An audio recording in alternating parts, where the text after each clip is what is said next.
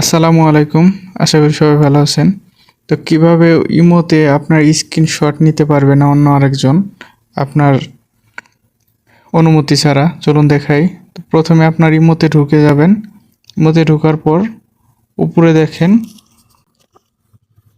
এখানে আপনার প্রোফাইল আছে, এই প্রোফাইলে ক্লিক করবেন। আমি প্রোফাইলে ক্লিক করলাম। এরপরে আছে দেখেন সিকিউরিটি অ্যান্ড প্রাইভেসি, এখানে ক্লিক করে দিবেন।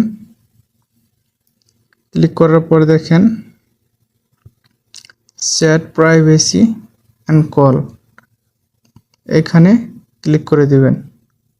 ক্লিক করে দেওয়ার পর নিচের দ্বিতীয় অপশনটা দেখেন, এখানে এখানে ক্লিক করে দেবেন। এখানে ক্লিক করে দেওয়ার পর দেখেন অফ আছে, অন করে দিবেন। অন থাকলে অফ